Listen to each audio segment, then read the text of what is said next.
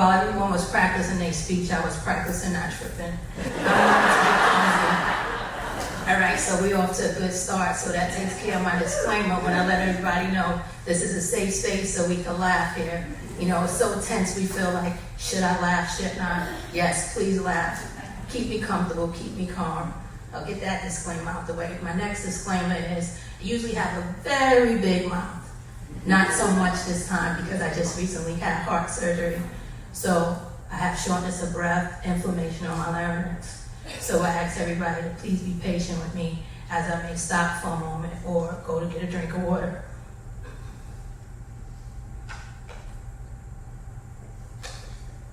Next thing I like to get out of the way is my thank yous, because everybody I think will kill me if I forgot to do that. Can't save the best for last, right? Without all of the support from NYOH, my family and my loved ones, I wouldn't be able to do the things that I'm doing now. If I get through this without crying, it was great. It's different practicing a speech when all you have is your pillow to give you feedback. So I'm gonna go take a crack at it. Here we go. My journey started when I was 38, so that puts us about 6 years ago, if that's even correct, because I always have to ask my mother, how old am I? And I have a birthday coming up, so. I went on a trip to Mexico with friends and family. I started not feeling well there. Upon coming back, I decided to go to my primary care doctor, and everyone chalked it up as parasite. Mexico, parasite. Despite the fact that I followed the rules, I didn't drink the water. I took their word for it. They told me to do a brat diet, good to go for 8 months. We buckled down to 8 months, and I started not feeling well. Some of the pain that I was experiencing and some of the symptoms was abdominal pain, different bodily functions, loss of appetite, loss of weight, unable to move my bowels.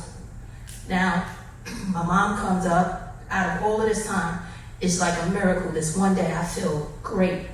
We go to Hudson, New York, we have some food, share some laughs. Now, as my life would interject, it's always me having to make a decision. We're at the light, do I make a left, do I make a right? If I make a left, I go back to Albany, I'm not feeling well. But if I make the right, I could go back downstate, and my mom doesn't have to take any time off of work. So I grin and bear it. We go downstate, instead of getting better, everything starts getting worse.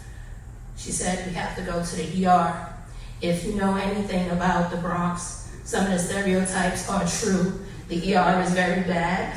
So I figured I'd take my chances with the pain I was already feeling, then go to the ER. So here we are, we end up at the ER. We were all under the impression that it was a blockage.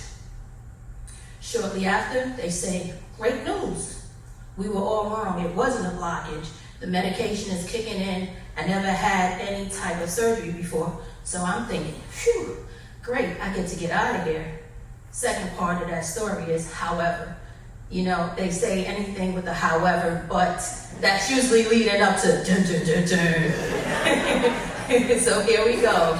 But you have a mass the size of a fist in your colon, and with your permission, we like to do emergency surgery. Okay, like I said, I'm feeling better. I'll call you, don't call me. We'll set this thing up and we'll keep it moving. Absolutely not. With that, I felt like I was on my one-woman show again. I gave my consent, curtains open, here comes everyone from the anesthesiologist and so on. I didn't know so many people cared about me, especially, I said, in the Bronx, right? So here we go, they're prepping me for my surgery. They're going to have to remove certain parts of my colon, but 90% sure the surgeon is telling me that I was going to have to get a colonoscopy back. I did 8 years in healthcare, knew what that entailed, knew what that felt like, looked like. Absolutely not. You can call me vain, you can call me whatever you want. I fought tooth and nail. I mean, I literally grabbed his wrist. So I'm sure he was very happy when the anesthesia came and put me under. I woke up, still highly medicated, whatever that good stuff they give you in the hospital, and my arms are flaring. I'm looking for people left and right. when I find somebody's hand, I write the word B-A-G. Wanted to make sure I didn't have a bag. Everyone said, no, you're lying. Let me find a surgeon. He can't lie to me. Luckily, my surgeon was just as vain as I was. He looked up at me. Wait till you see what I did to your tattoo. I put you back pretty good, and no, you don't have a bag.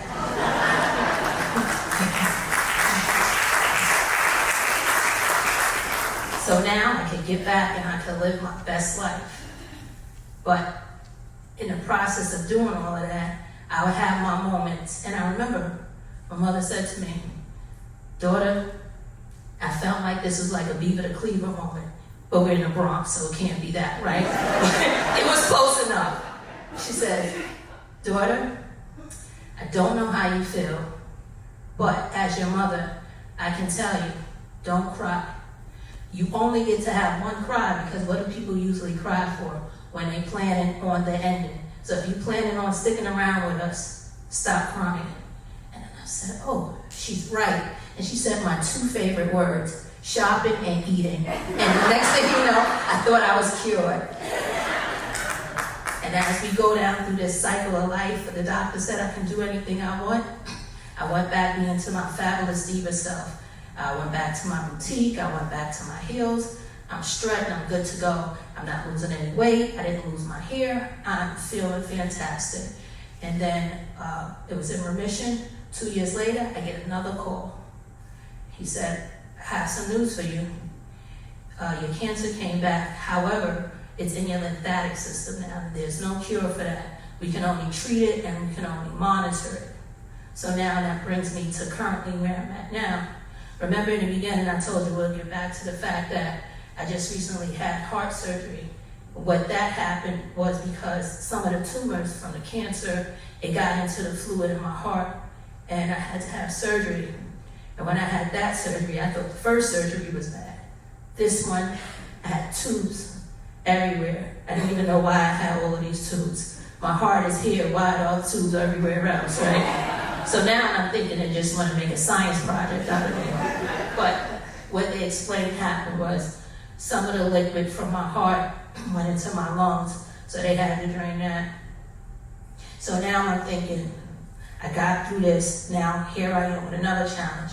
I had to remind myself, because sometimes when things happen, you lose yourself, but you lose yourself when you keep trying to be the person you were.